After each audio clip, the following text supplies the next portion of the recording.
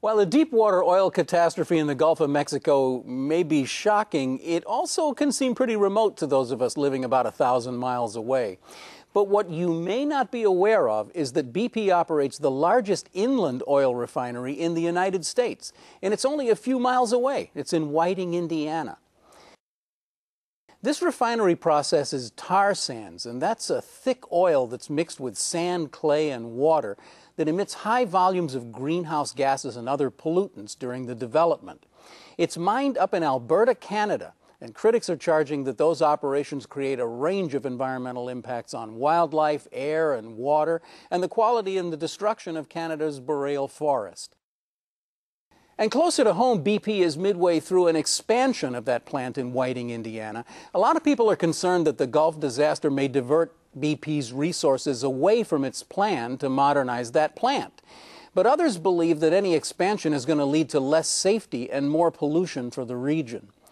So, let's talk about it. Joining me today to discuss this are Michael Puente, who's a reporter for Chicago Public Radio. He's been reporting on the Whiting plant for several years. And Henderson is with us, too, from the NRDC. That's the National Resources Defense Council.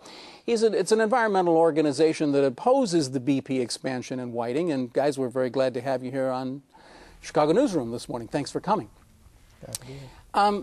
Let's start with you, Mike, because you've been actually covering this for Chicago Public Radio for some time. What is the status of that plant in Whiting, Indiana? Now, we have some video of it we've seen here, but you can't really tell very much. It's a huge, sprawling plant, and it's going to be expanded, right? It's going to be expanded and modernized. Right now, BP is undertaking what's considered to be the largest private investment in the history of the state of Indiana, roughly $3.8 billion, $4 billion, give or take a couple of million. Yeah. Right now, like you said, they're midway through their modernization and expansion. According to the company, what they told me just a few weeks ago, that production and construction is supposed to ramp up later this fall. You're going to have upwards of 3,000 construction workers out there, putting together and helping to modernize the facility, and they're still on track to have the work completed in sometime in 2012. So they need this expansion supposedly for their survivability as a company. It's a large investment. They're saying that what's happening in the Gulf shouldn't impact the modernization project. Things have already been ordered and contractors have already been put in place.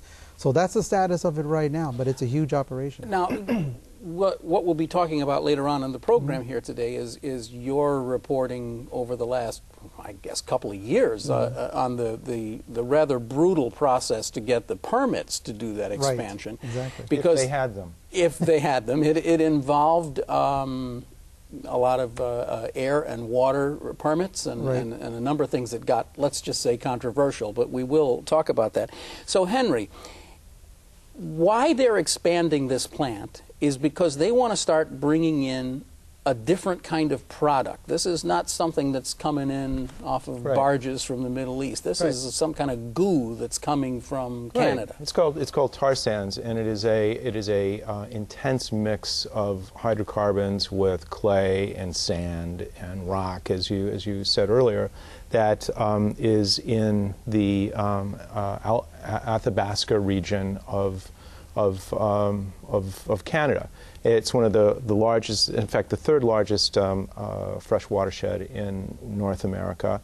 And to take this goo, this stuff, you have to do what is presently being done is basically strip mining one of the largest intact ecosystems in North America, where the vast majority of migratory fowl breed and live, and where a whole settled culture of First Nations live, and it's wrecking their water, wrecking the land, and wrecking the air. Now, I've heard various reports on this that they have literally cut down a forest the size of Florida. Correct. So you've got it is the largest intact ecosystem in North America.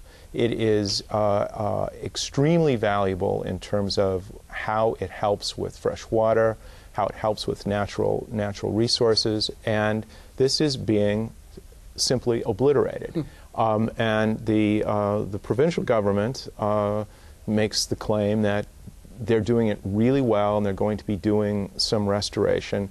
We have the state land about the size of the state of Florida being destroyed, some of the largest impoundments of toxic material on Earth. We've got something like 80 square miles of toxic impoundments, unlined, leaking into the river. Impoundments like just you use massive amounts of water. It takes about 6 gallons of water for each gallon of tar sands that are extracted. You have to use intense amount of heated water in order to break this up so that this can even move. To call it gooey is sort of wrong. It's like a rock, and you've got to break this apart, and the result of that are these vast, huge areas of toxic water impounded in unlined impoundments. And let me guess, when you take toxic water and you just leave it on the surface of the earth, it settles down into the aquifer. It goes into the rivers. People downstream are having extraordinarily exotic cancers. Birds land on this and die. You've got these things that stand in front of there like scarecrows that are supposed to scare the birds away, which they don't. And so they're like these things with empty suits, bucket on the head. It's the perfect image for our energy policy. Empty suits, no brain, in front of toxic impoundments that don't do their job. This is what we've got, and we've got it playing out in the Gulf, in turning one of the richest sea areas and fisheries in the world into a toxic pond. So it seems like part of the goal of current oil production is to turn resources into toxic impoundments. So it's something that says, why are we doing this? Well, we have moved into this position of such intense addiction to a dirty source of energy that we can't even at this stage say, we're going way too far in terms of the embracing of an untenable death spiral in terms of what is happening to the natural world upon which we depend. And massive amounts of money go into subsidizing it. $1 billion a day goes out of this country into foreign economies.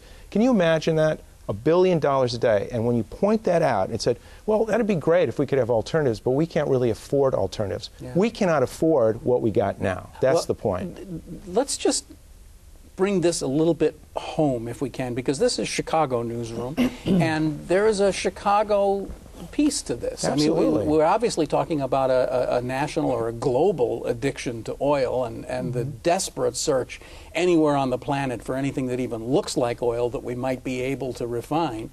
But in our case, this is going to be done in our backyard. I mean, literally in our backyard, right, Mike?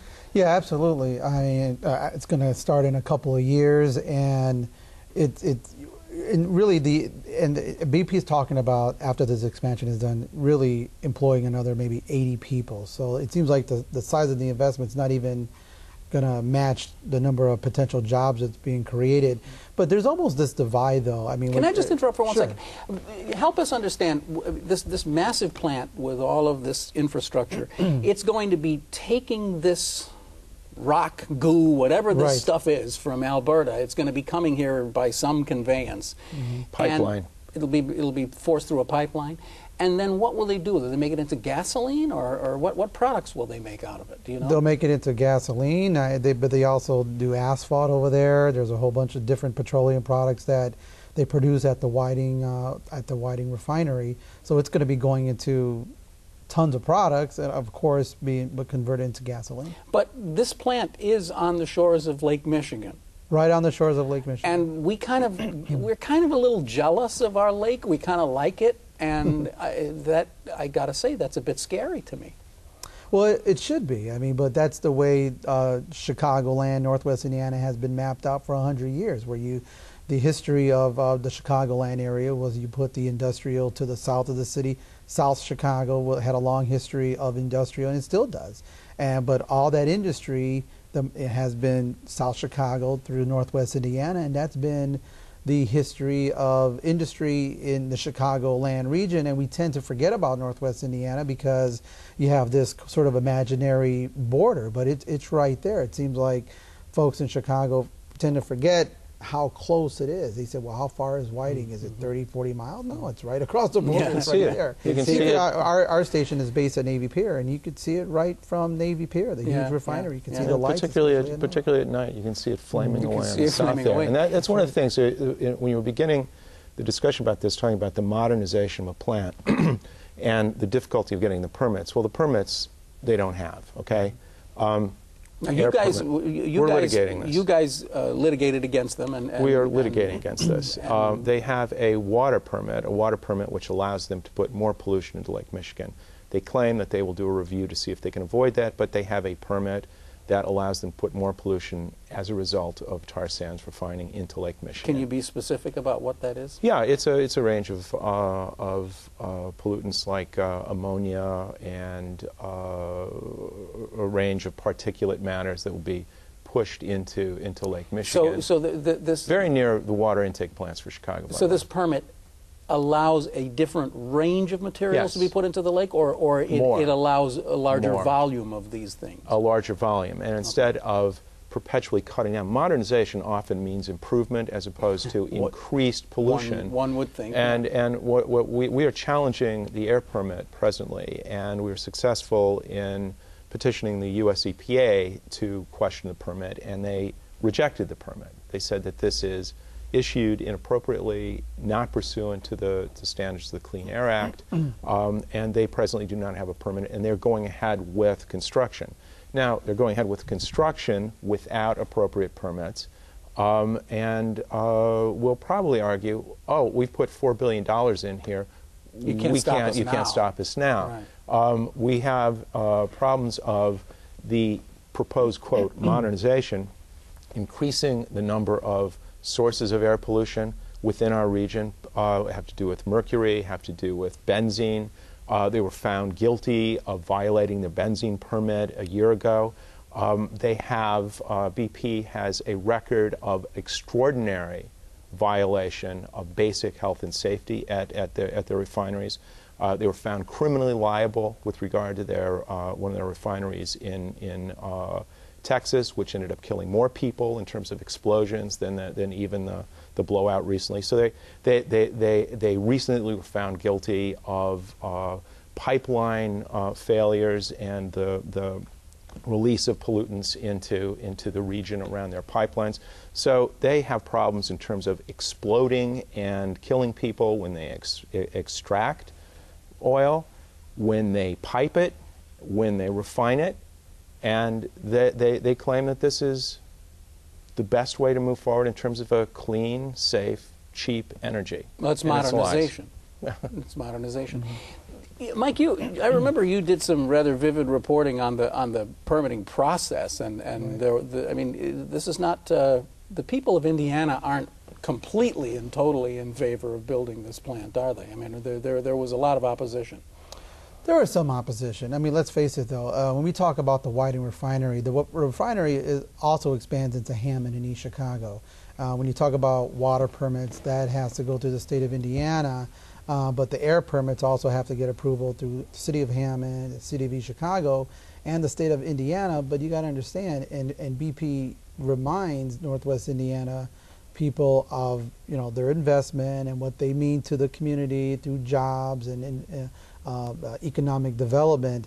So you have all that kind of pressure, and when the permitting process came through, actually the water permit kind of caught a lot of people off guard. There was very few hearings on it, and hearings that did take place, there wasn't much publicity put on it. So when it was actually approved and word got out that some toxic sludge was going to be put back into the lake, and the reports have kind of backed off on the use of the word sludge, but that more affluents would actually be allowed to enter into Lake Michigan with the new permits, then a big brouhaha transpired. A lot of Chicago area politicians and Chicago-based environmental groups such as the NRDC really caused an uproar. Now there are several citizen groups in Northwest Indiana, environmental groups who are also upset. But just the sheer number of folks in Chicago really highlighted that fact, especially you had a couple of congressmen out there, taking direct aim at BP and going after them for their water permit. But now you have the air permits that they still have to get approval on. But it did cause an uproar. But you got to understand, too, also the state of Indiana, the governor is 100% behind this investment. That's very clear. And the state of Indiana law says that you can have regulation, but it cannot interfere or it cannot somehow impede sort of the growth or economic development or prosperity of the company. So you've got a company there that is kind of in cahoots with the company right there and the government officials. That are they properly monitoring this refinery? And Henry, you mentioned bringing in the U.S. EPA. That's something that I've never understood in this whole process. How is it that the state of Indiana gets to determine whether this plant will put these things into the air that we breathe in Chicago and the water that we drink in Chicago? Yeah. They don't get to ultimately determine that, but the way the federal system works, you've got a federal law and a federal agency that oversees it, and what happens is you delegate to the states to administer the law within the state, and the state has to bring forward a state implementation plan and pass laws, regulations, etc., that guarantee that the federal law will be, and the rights and protections that are due American citizens will be guaranteed by the state. So the federal government, it has a delegation to the state, and if the state doesn't do it, the federal government takes it over directly. Okay. So the state of Indiana has issued a range of permits, this permit being one of them. They did a recent thing with U.S. Steel, similarly inadequate. We sued on that. The federal government intervened on our side. They came back with a renewed and improved permit. That's the process we're involved with here. Similarly, in Illinois, ConocoPhillips on the Mississippi outside of St. Louis had a tar sands expansion, which the state of Illinois gave a really crappy permit for. We challenged it. It was ruled inadequate under the Clean Air Act, and we negotiated with ConocoPhillips to do something that set the bar very high to provide protection and to reduce the pollution. I think a similar thing, that's the similar kind of challenge we were having with BP on the Whiting facility, is that they have a range of operations, stacks that flare gas, etc., that they claim will never be used, that should not be included within their permit. And it is not included within the permit issued by the state of Indiana. This is clearly absurd, clearly absurd. It is a source of major pollution. And part of the challenge is that this needs to be part of the law under the United States. The United States guarantees us citizens this safety. And the people of Indiana, the people of Whiting, the people of Chicago are due the protections of the national government.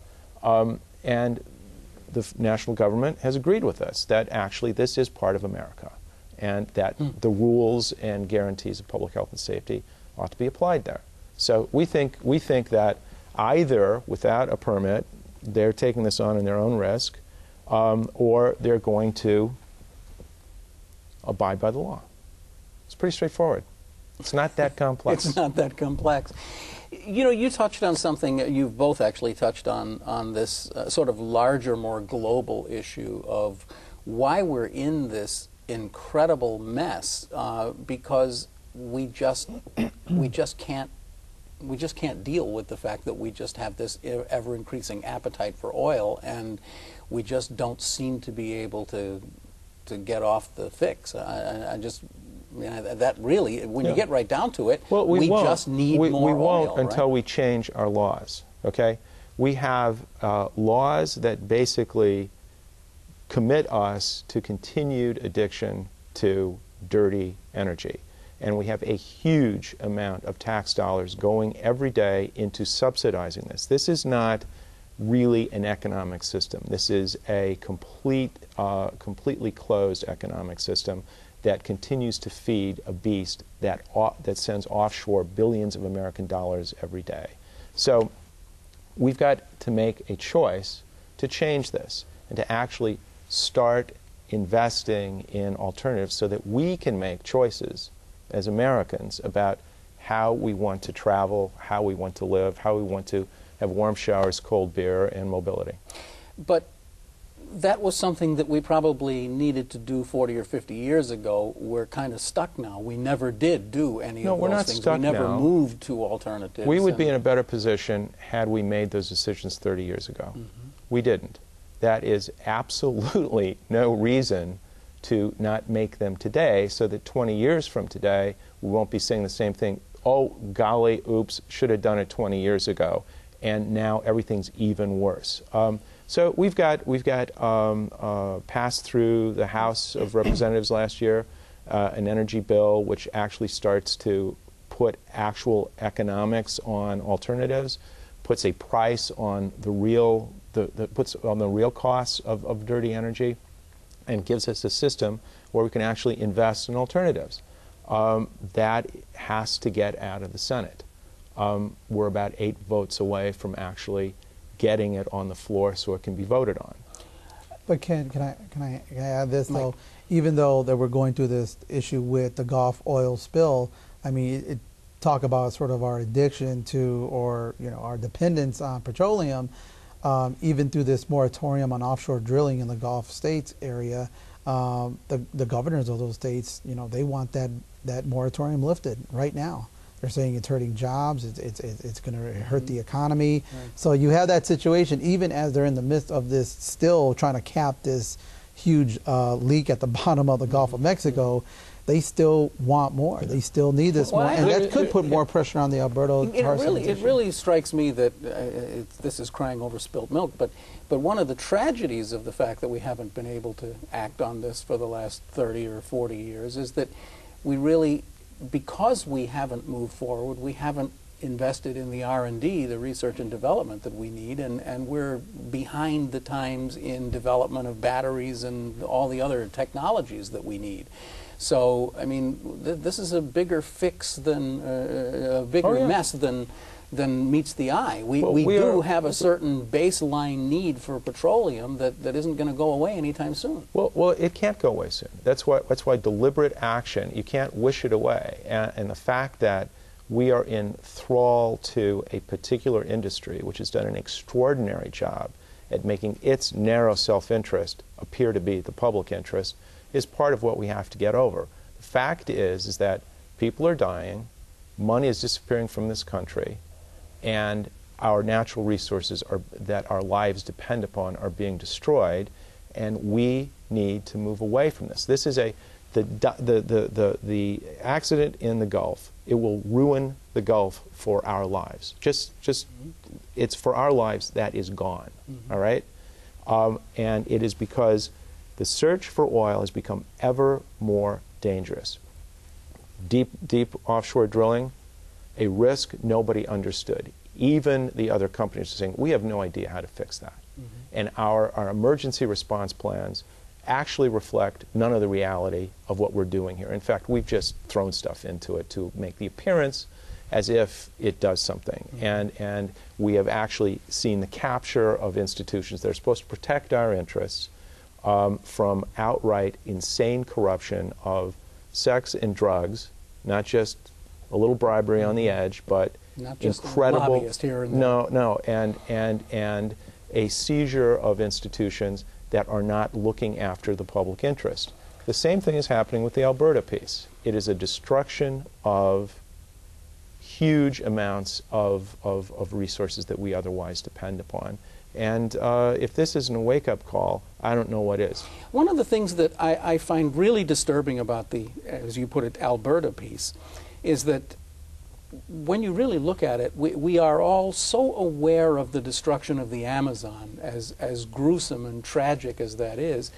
This is on a scale with that, and it's happening kind of almost behind the curtain. It's like the public seems almost completely unaware that one of the most valuable pieces of our ecosphere is being just completely stripped away because we need some oil. Yep.